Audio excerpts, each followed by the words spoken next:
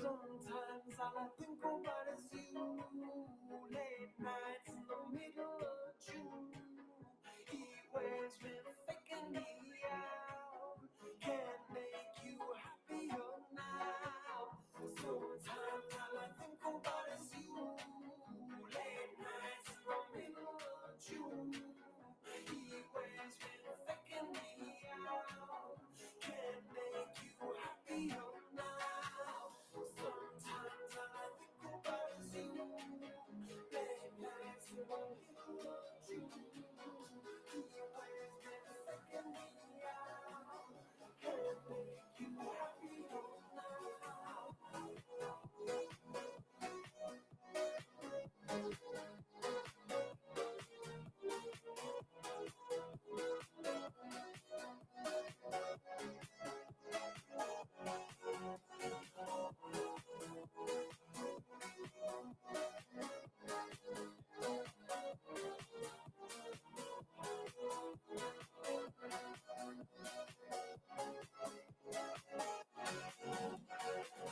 Usually I put them on TV, so we never think about you and me.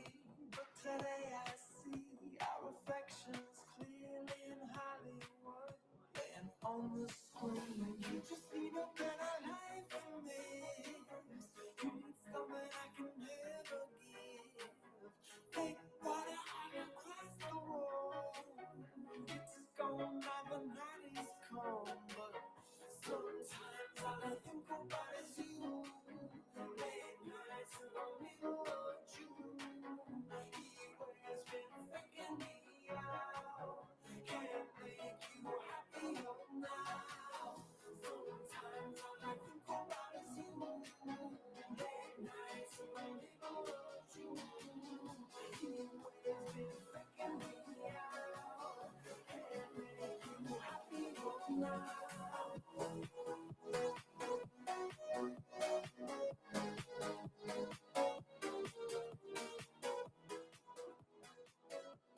Well, here we are, ladies and gentlemen, morning number 2. We've spent a lot of the last day or two reflecting on the novelty of us all being back together again and doing the live conferencing and how much we've missed all of that. And gee, I've missed that slightly dusty morning after the event dinner feel that I'm certainly embracing this morning, as I'm sure many of you are. What a wonderful night it was to stand here on the same stage as Lagerstein did, whatever it was that they did last night. I'm still processing it in some ways, but we've got an absolutely rip-roaring start plan for you for day 2 of AusCERT.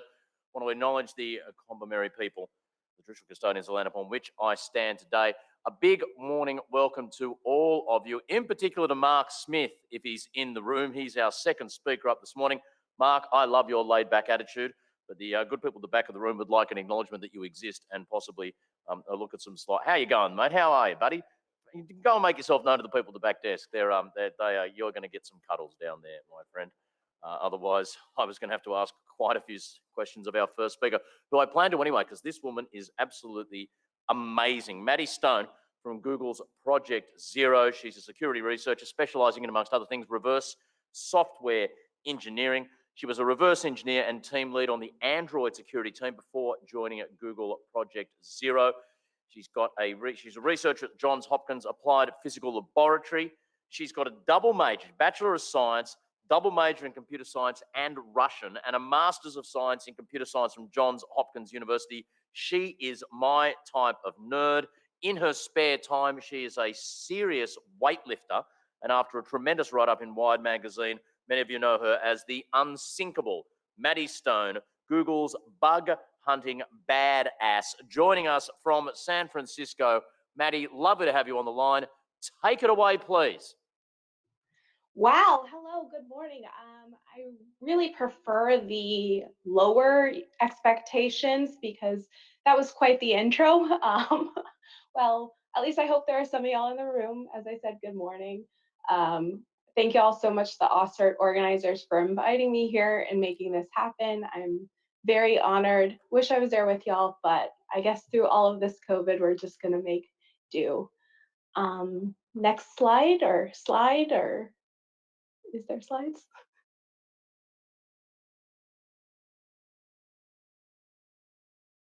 Maybe.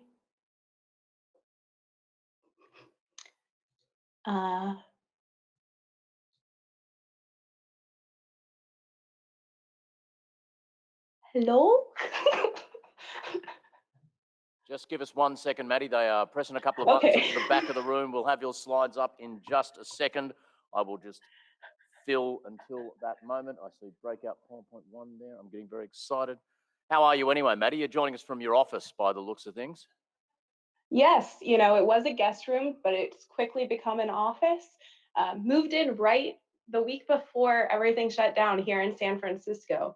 So I guess that was pretty decent timing, because my last place I did not have a spare bedroom. And man, I've gotten to know this, apartment really well over the last year. But so are you no longer living at the place with the garage that you converted into the weightlifting gym? I read that fantastic article in Wired, and you don't mind throwing around some steel. I have always loved lifting, but no, that was actually my gym is, sort of very rugged types of things. So that was not my garage, unfortunately. I wish I had a garage like that. No trouble at all. Oh, What's your favorite exercise when it comes to lifting? You into squats, deadlifts, power lifts? I love snatches. So they're the Olympic lifts where you go up above you. But thanks to snatches, I also recently had shoulder surgery. So it'll still be a little bit of a while till we're back together. Excellent. I'm just going to quickly check with the team. Just shout out at me, guys. We're good to go there now. Fantastic, Maddie. Your slides are about to come up. Take it away. Great. Well, thank you all again. So what we're going to talk about today, zero-day exploits.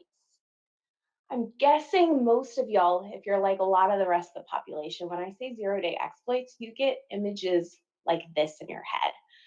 Lots of people tend to think of hackers behind 0 days as intimidating, scary, unstoppable bunch.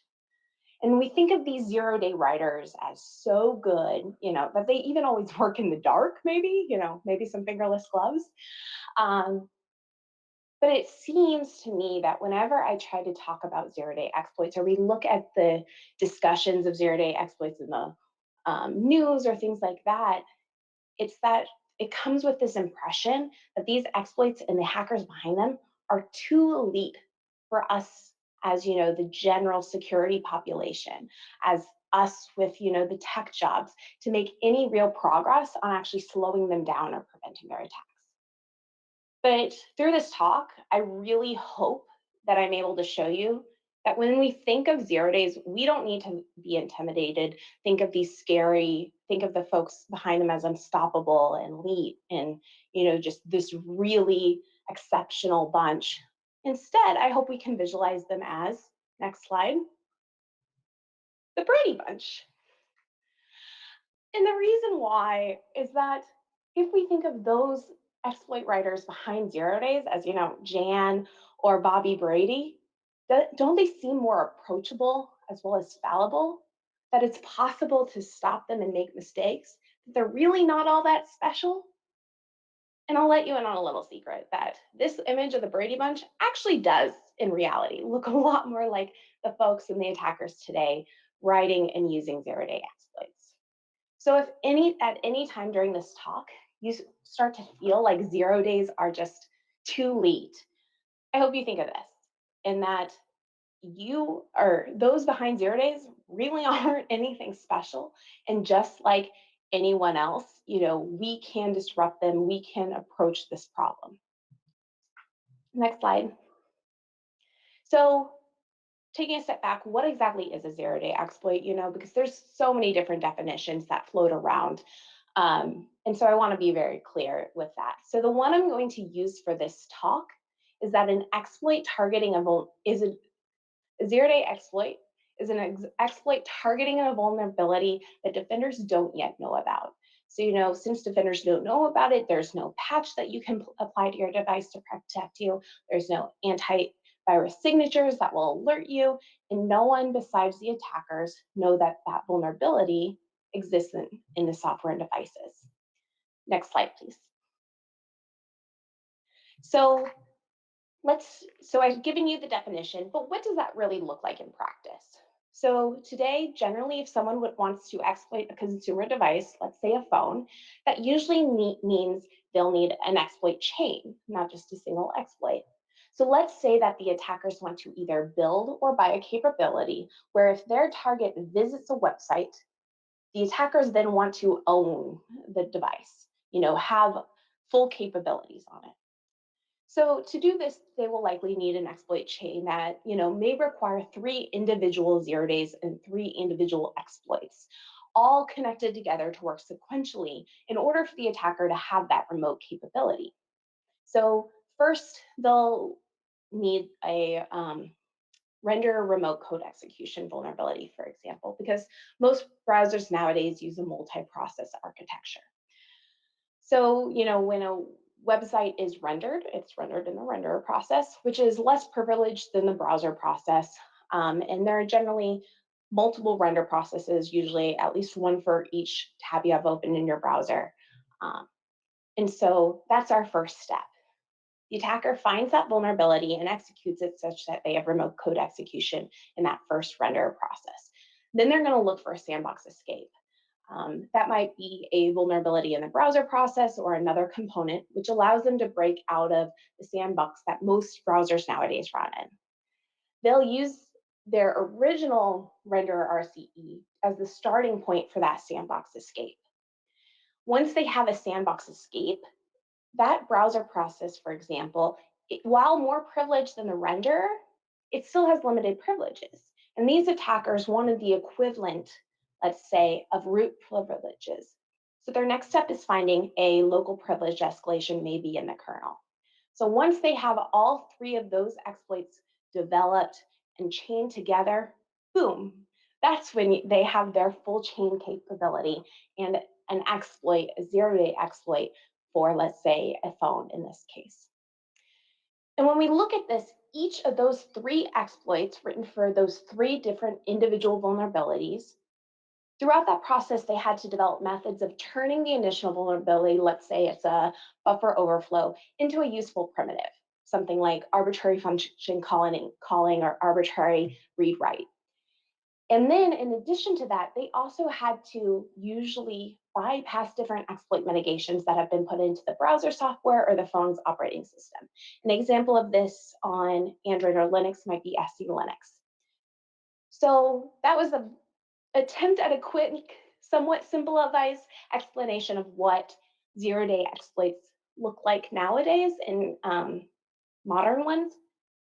But when I look at this process, and the reason I want to explain it is because when I talk about it, what I take away is that there are actually lots of places for us as defenders to inject friction into the process of developing, of attackers trying to develop and use 0 days against users. So we can make it more difficult, more time consuming, a less appealing option, etc.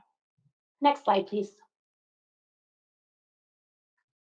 So, and I think this is an important problem, and it matters a lot if we're able to inject that friction, because it feels like every week we're learning about new 0-day exploits in the news. And each instance of that 0-day exploitation, it's important because it tends to have a more outsized impact than, let's say, each instance of an in-day or known exploitation. And that's because these 0 days are not really often not as often used in, that your mass spamming campaigns or things like that. They're much more often used towards high value targets like political officials, journalists, persecuted populations, critical companies, etc. And so when that's the case, the concern is not that that zero-day exploit is going to necessarily require, credit monitoring or identity theft or loss of data. That zero-day exploit can cause physical safety issues, death, changing the course of history, and how governments are run, shutting off basic necessities. So that can feel quite overwhelming and scary about the implication of this zero-day exploitation. But the flip side is that if each instance has that outsized impact, that means that each step we take in disrupting that exploitation or making it harder can have outsized impact too. And that's what gets me excited, is that we can have direct and great impact with smaller steps too. Next slide, please. So as a member of Google Project Zero, I lead a program on zero-day exploits used in the wild. And this is not the hypothetical ones that may occur or new research, but it's the exploits actually used against people. So for the last couple of years, the mission of my work has been to learn from zero-days exploited in the wild in order to make zero-day hard. So I do technical analyses of vulnerabilities and their exploits, perform variant analysis and patch analysis to make sure things are actually fixed, take a step back and look at trends, try to find more zero-days in the wild, and more. And I do all of this to understand how best we can try to make zero-day hard.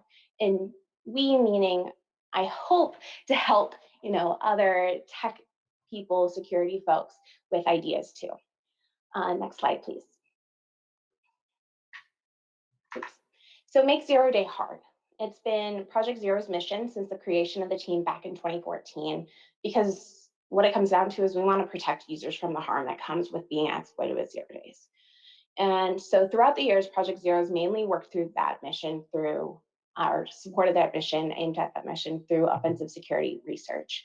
And we've used the phrase a lot. It's in a lot of blog post presentations, make zero-day hard. But I found a lot of people don't necessarily know what that means or see the vision of what we're working towards. And that's totally fair because it's extremely amorphous. But I thought I'd come here and share with y'all what that means to me, because a world where zero-day is hard is a version of the world that gets me really excited. It's why I wake up and I'm passionate about this work. So throughout the talk, my goal is to share with you what zero-day being hard looks like to me and why I also think it's completely achievable. I hope some of y'all, would love to join all of us who are working on this problem. But, also maybe the only perk of delivering this talk remotely is I can't really see you if you decide to get up and leave. But even if it turns out this is not your thing, your work, I hope maybe you'll learn what some of us are doing, and you'll feel a little safer knowing that there's lots of us working to make it hard for folks to exploit you and your organizations with zero-days. So let's have a little fun. Next slide, please. Let's solidify this concept a little bit. And I think we can make zero-day hard into two categories. So first, we want to increase the cost per exploit. And second, we want to increase the number of exploits required for a functional capability. So remember a few slides ago when I said the capability the attackers wanted was to get root equivalent privileges on a phone via website. And that chain required 3 exploits. So that's an example of us increasing the number of exploits required for attackers to have their capability. Another example of that would be if detection and mitigation get faster, such that an attacker expects their exploits to only have a 2-week lifetime compared to a 2-year lifetime. They would then need to increase the number of exploits required in order to maintain their capability. Next slide, please. And looking at number 1, I want to clarify that when I talk about cost, I don't simply mean price. Increasing the cost of an exploit can be money, and it could also, instead of just buying it, it can also be increasing the amount of money that folks have to invest to build a capability and maintain a capability. It can include increasing the time required to find a new and good zero-day vulnerability and exploit, increasing the amount of expertise required. You really have to know your stuff to be able to actually find one that's usable and things like that. Next slide, please. So if we're looking to increase the cost per exploit and require more exploits for any attackers to have a functioning zero-day capabilities, then what we're really trying to do is raise the cost for a less useful zero-day. So for some of y'all, that might make more tangible, practical sense than make zero-day hard, so or resonate more. So I know some folks, when I say this, feel like this is a very audacious ask, but I don't think so. And I think what's cool is that we meaning the security and tech industries, have already done this and have done this before. We have previously made zero-day harder than it was. Next slide, please. So for example, here is Zerodium's price list for zero days from 2016. In their own words, Zerodium is an exploit acquisition platform for premium zero days and advanced cybersecurity capabilities. So they will buy zero-day exploits. And since they're one of the entities that publish a public price list, it can be used, sometimes as a data point to assess general trends. So that's what I'm doing here. Next slide, please. So what it tells us is that in 2016, Zerodium would pay up to $1.5 million for a full chain capability for an iPhone. Next slide, please. And for an Android chain, they'd pay up to $200,000. Next slide, please. And so in 2019, they published a new price list. Next slide, please. And Zerodium upped their prices in 2019 for iPhone full chain from 1.5 million to 2 million. Next slide. And from $200,000 in 2016 to 2.5 million in 2019 for Android. Next slide, please. So in 3 years, the price that Zerodium was willing to pay for a remote full chain capability in Android went up 1,150%. I'd say that's a pretty decent increase. So why do we think that could be? Next slide, please. I think the introduction or the increased prevalence, the maturity of a myriad of new technologies and processes can likely be attributed to making it harder to exploit Android in 2019 versus in 2016. So just a few examples of some of those changes are, for example, regular security updates, which decrease the life of a vulnerability, and thus it requires the attacker to have more exploits due to that decreased lifetime. Another example would be the application sandbox, which means you need more exploits in a chain to go from remote to root. A third example would be some exploit mitigations were introduced, and that requires additional and novel exploit techniques to be developed, thus raising the cost per exploit compared to not having those mitigations and being able to use a lot of previous and known techniques. And lastly, another example would be a more mature software development lifecycle, which often means less bugs make it into production devices, which also would increase the cost per exploits. And so these are just some examples. There's a lot of things that happen, generally in the ecosystem in those 3 years. But what I'm hoping you see is that each of these incremental changes we make and the steps we've already taken, they can make also impact towards our goal that we can tangibly see. And one of the cool things about this problem is that we don't have to wait until we get to that ultimate far off goal of hard, that every step we choose to take right now in those incremental changes means that we get to immediately see this incremental impact too.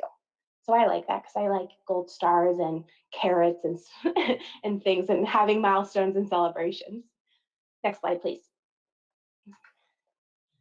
But before we move on, I need to highlight one note that I think is important.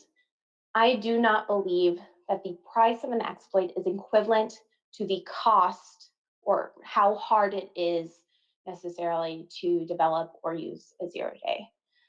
Things like demand from attackers, more folks wanting to get into the exploitation game, can also raise a price without us as defenders ever making it harder.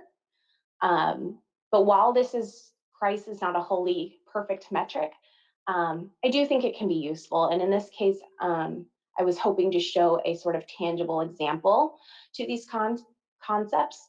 And I do believe that, the well-documented security improvements that Android devices made in those 3 years played at least some role in that 1,000+% increase. Next slide, please. But speaking metrics, I know that in most of our corporations, OKRs and metrics measuring is important. So if we're going to work towards and set our goal as making zero day hard, then how do we measure progress and whether or not we've reached hard? Well, turns out measuring hard is really stinking hard. There are no perfect metrics that I found. All the metrics have caveats associated with them, just like price.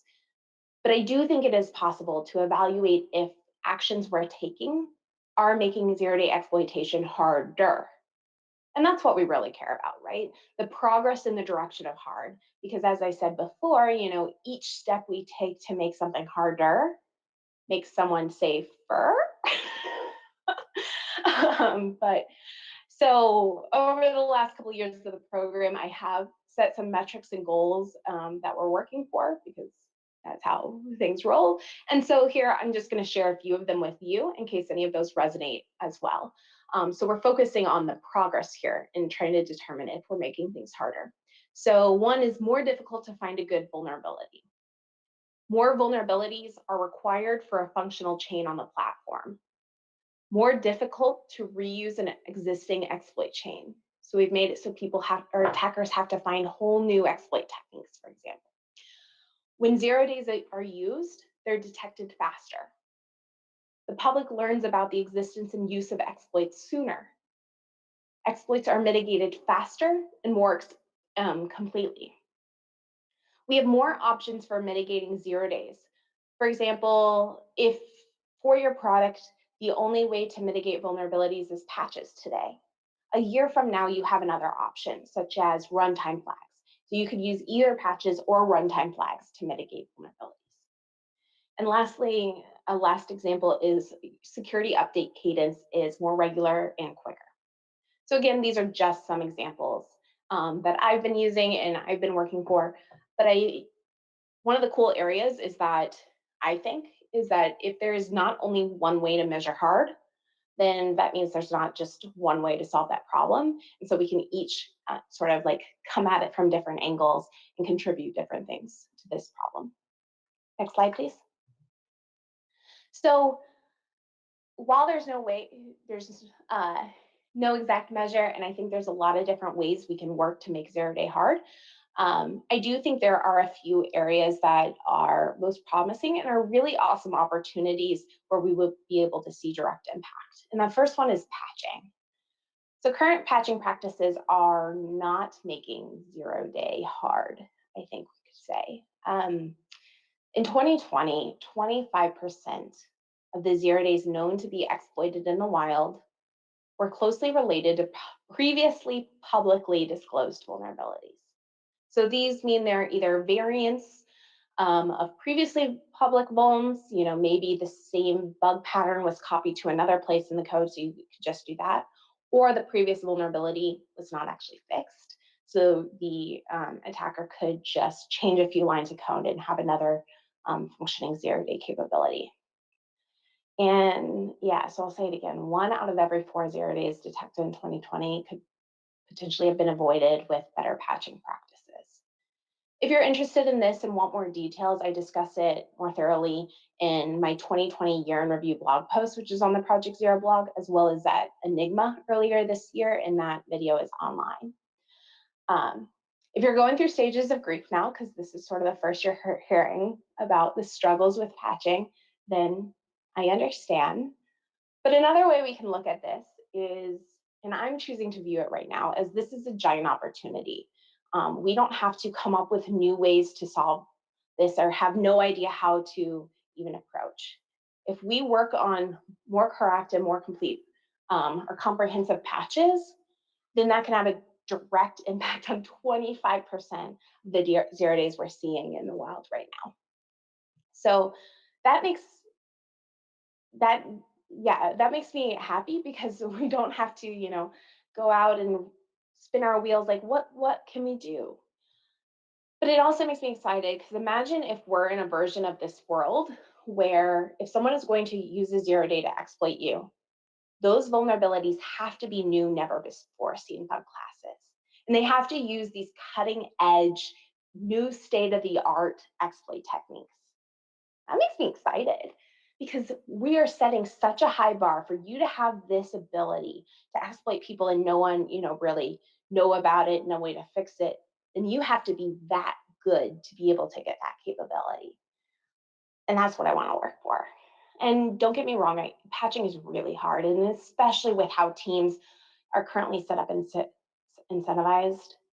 But tech really needs to do better.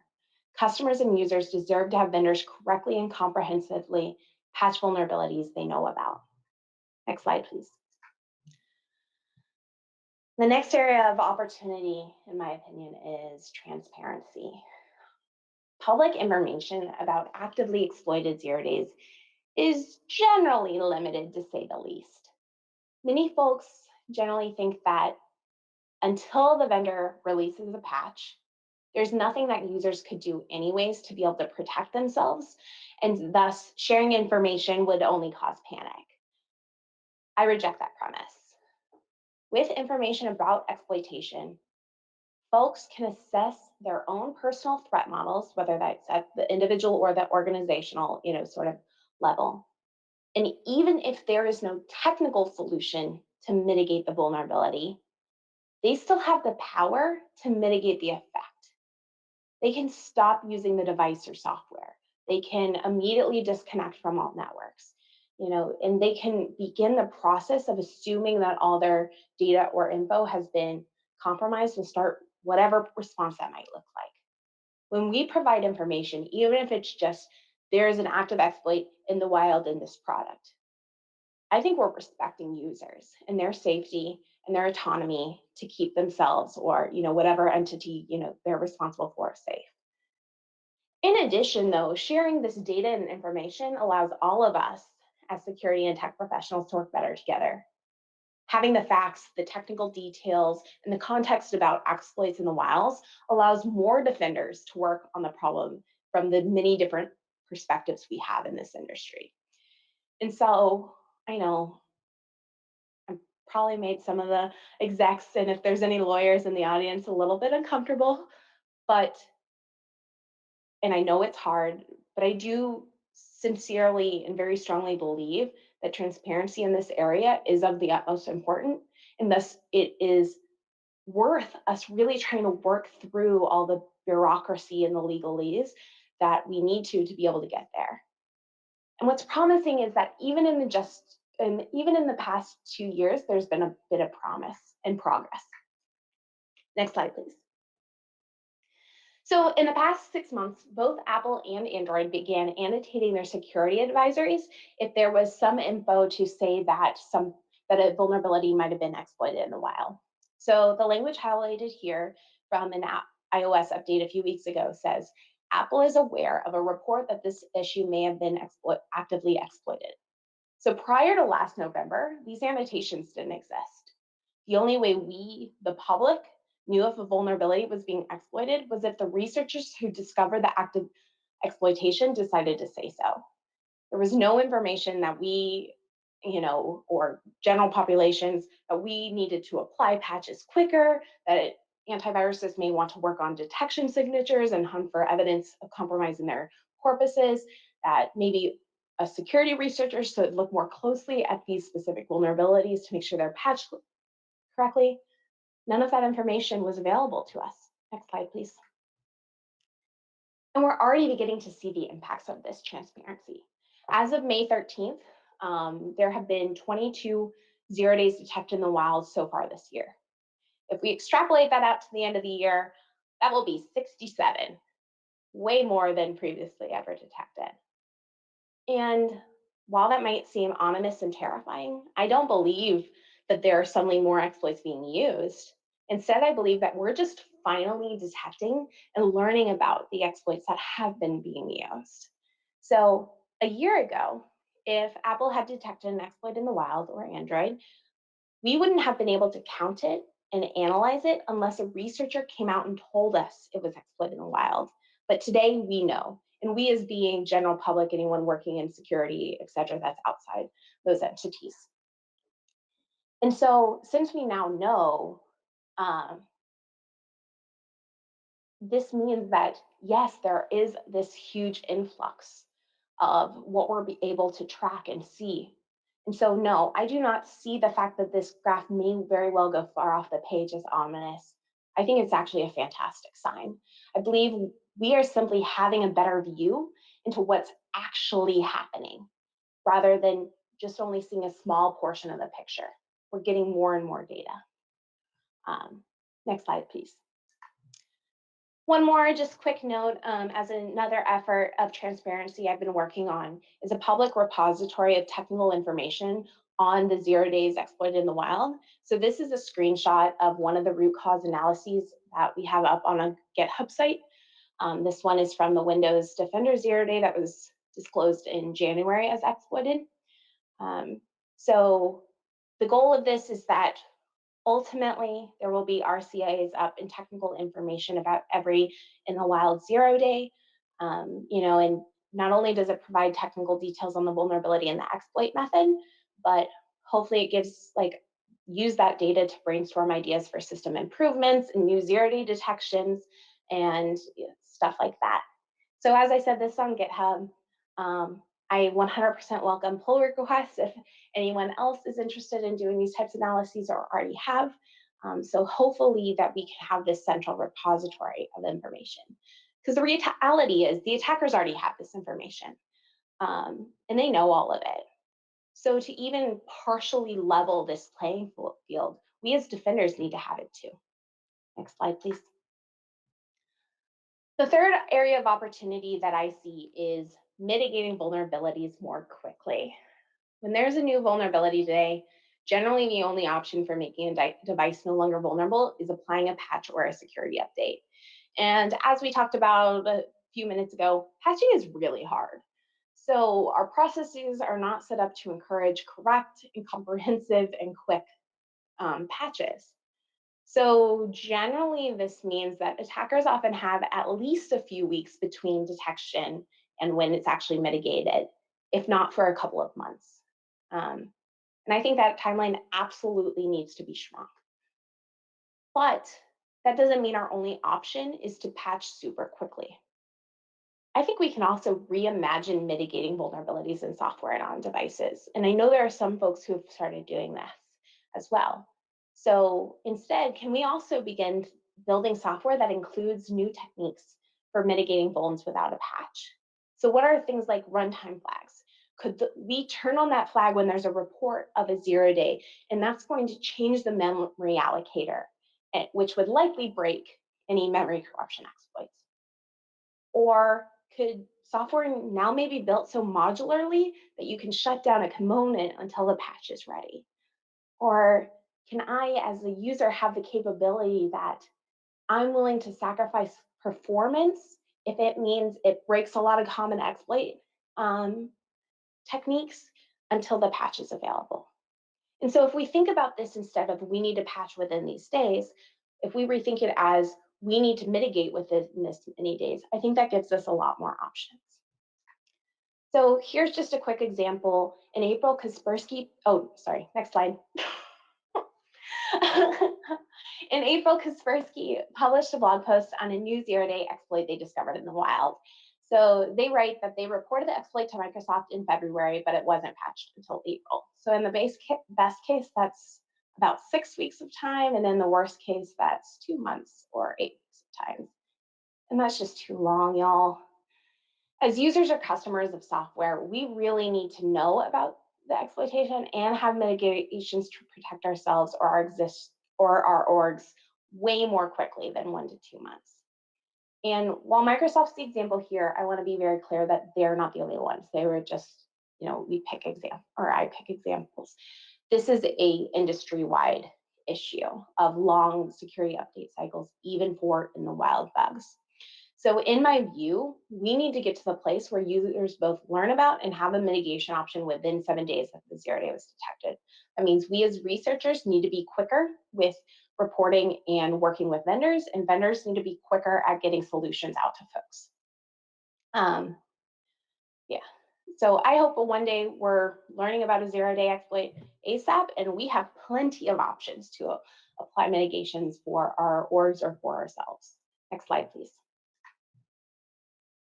Lastly, the fourth and last big opportunity I see to really make big progress on making zero-day hard is memory-safe languages.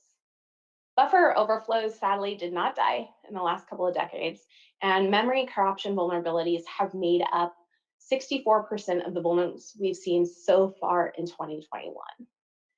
So that gives us an opportunity though. If we invest and move to memory-safe languages, we could have potentially prevented more than half of the zero days exploited in the wild so far this year. And that raises the cost per exploit because one, nominally the number of vulnerabilities in the code may be less if you're wiping out memory corruption. And two, the common and known bug patterns that lots are finding at scale are generally mitigated. So they have to move to a whole new sort of pattern, learn new tooling, build new tooling, etc. So I'd really love if attackers were never able to use, your standard memory corruption due to insufficient length checking ever again as a zero day. Next slide. So here we are coming to the end. If you're still there, I hope you're feeling that making it harder for attackers to exploit zero days is a approachable problem and is completely tractable despite the challenges. And I hope you like the idea of getting to a world where zero day is hard, because none of us can do this alone.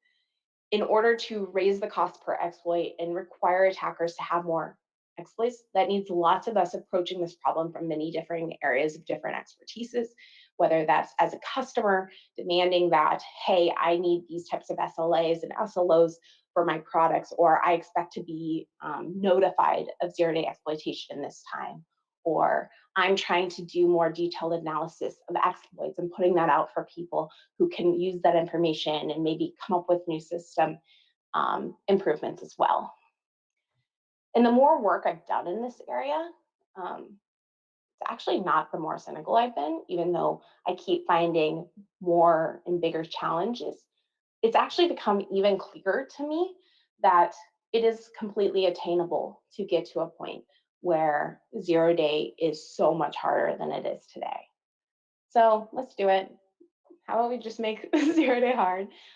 If you're interested in learning more or have thoughts or perspectives that you don't think I've taken into account, I would love to hear them, and please don't hesitate to reach out. Next slide. On Twitter, I'm at Maddie Stone, or you can email those of us on Project Zero working on In the Wild stuff at zerodayinthewild@google.com. Again, thank you all so much for having me. I really appreciate you taking this time out of your busy schedule. I know time is one of the most precious resources. And again, a huge thank you to all of the organizers of AusCERT for making this happen. And I think there's a couple minutes for questions, maybe? There absolutely is, Maddie. Give Maddie a big round of applause. What a wonderful presentation to get us started on day two. We do have a couple of questions here that have come through the app, Maddie. Someone asks, how can we join Project Zero and help you make zero day harder? Well, there is a blog post actually on the zero day or on the Project Zero blog about how hiring works. Some of the biggest things, it goes through the technical or details of how to apply if there's job openings, but also things focusing on public work of CVEs or research like that, since our team generally does a lot of public stuff. But you don't need to be on Project Zero to help me and support me. One, if you just want to shoot an email and talk to me about your perspective or what parts of this problem you're interested in. I'd love to chat with you. Also, just submit some pull requests if you are interested in doing analyses or have a perspective on 0 days to include in sort of our encyclopedia of 0 days in the wild, or advocate to whoever if you build software, advocate to keep pushing forward some of these things that will protect customers. And if you're a customer, keep pushing the vendors who you buy from. Fantastic. Can you just give us that email again? Because we've had some other questions we won't have time to get to now. People might track you down and ask you online some of their particular questions that have arisen from your presentation. What's the email people can contact you at, Maddie?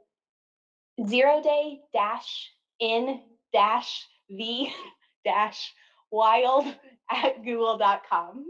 Thank you, Maddie Stone. Have yourself a wonderful day. The original, unsinkable Maddie Stone, ladies and gentlemen, our Google's bug hunting badass. Give her another round of applause. Thanks, Maddie. Thank y'all.